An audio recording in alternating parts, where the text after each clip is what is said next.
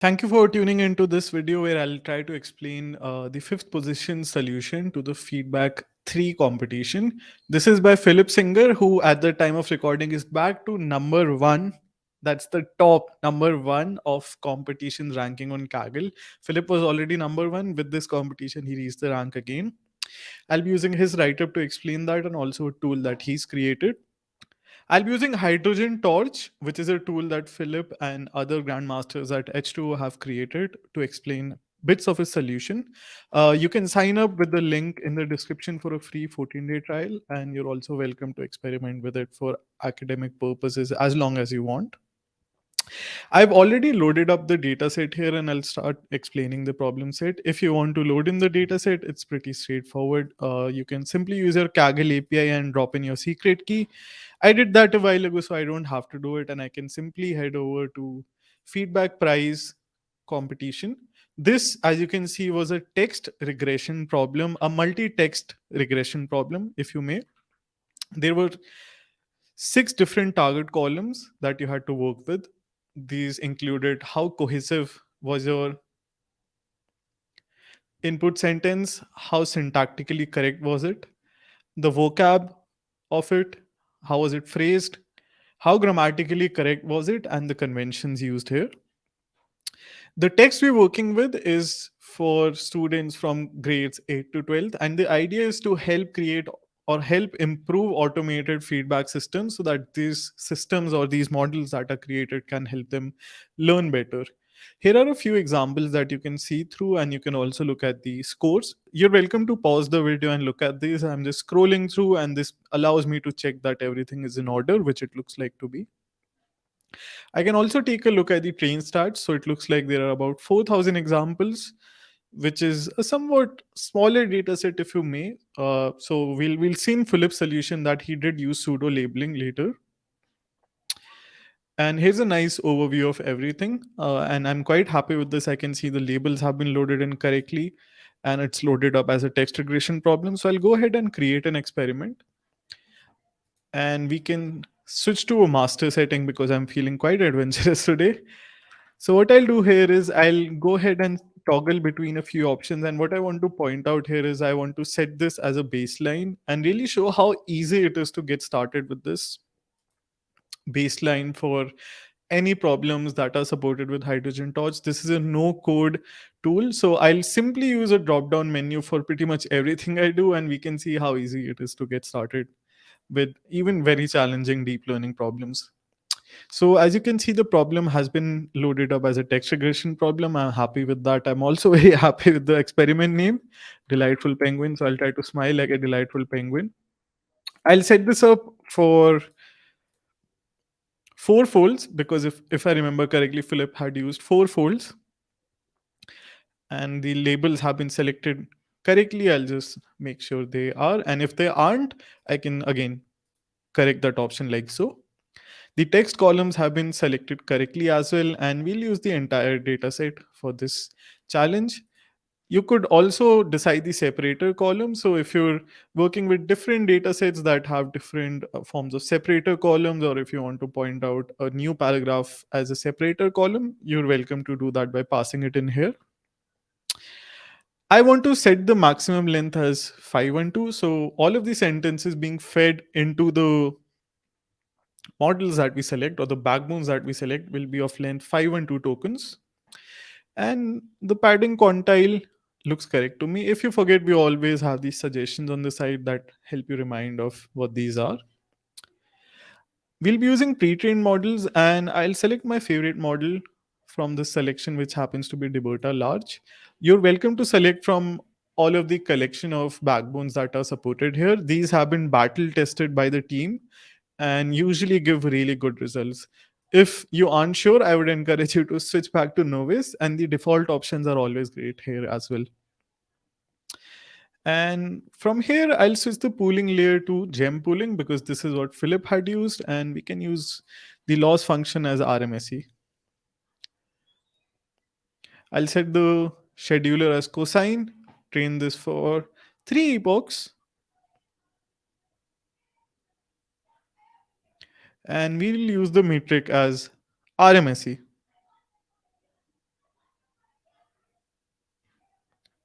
I'll click run experiment, and this will kick off a training for all four folds that we had selected. I had trained a few models earlier as well, and as you can see, in just under 5 minutes, you can get your results back, and you can also start monitoring your experiments as they happen.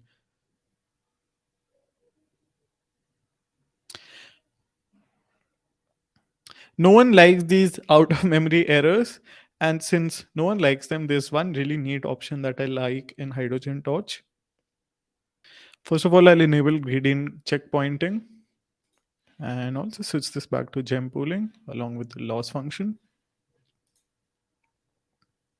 I can also select differential learning rate here, and I'll enable automatically adjust batch size. So if you run out of memory while training a model, which is quite prominent, especially when you're working with Deporta large or even larger backbones, Hydrogen Torch will go ahead, instead of crashing, it'll go back, switch the batch size to a smaller one until it fits in the memory, and you'll have a model that trains regardless. So you don't have to worry about anything.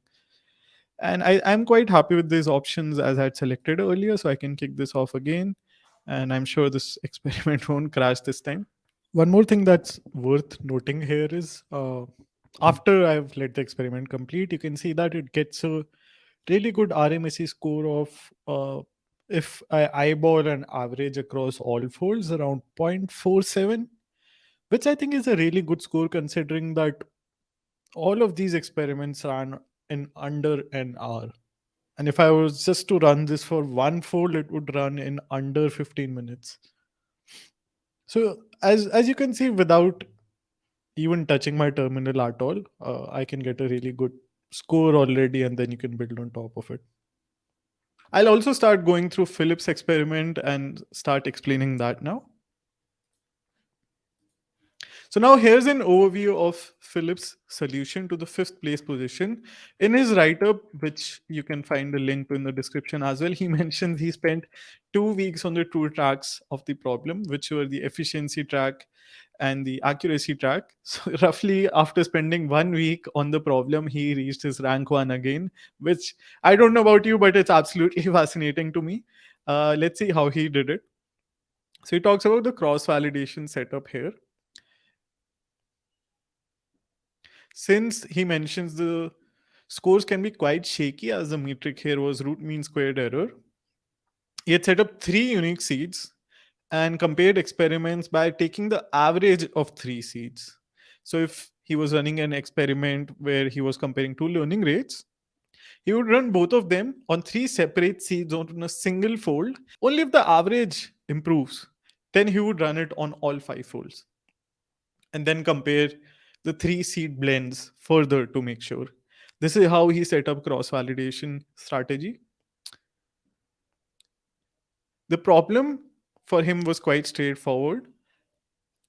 The challenge was to feed the text into a transformer model, apply some pooling, add a linear head, and predict the regression targets. For that, he's used a combination of the following variations: token length 512, 1024, and 2048. All the models were trained with dynamic padding, which, if you remember, is simply a toggle in Hydrogen Torch to enable. The backbones used were the following: Tibota's base and large models, V2's extra large and XXL model, Longformer, and Roberta large. These were trained for 3 epochs with cosine decay learning rate, and always the last epoch was chosen. Differential learning rates for both backbone and the head were used. His models were finally trained on the full data for submissions and also blended some fold models as he had some runtime left.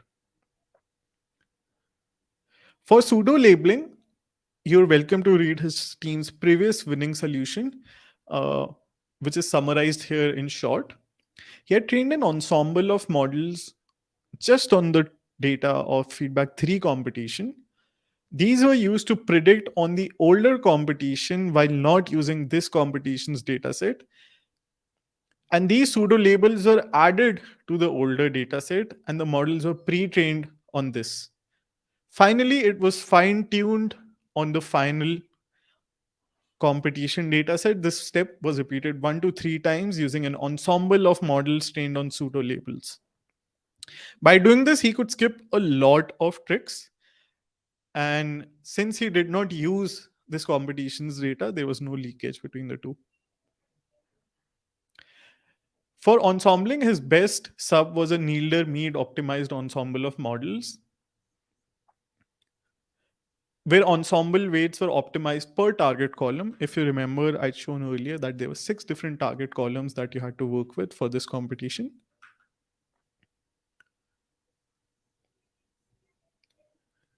For things that did not work for his setup, augmentations using different losses. Some team had worked with different losses and added auxiliary losses as well.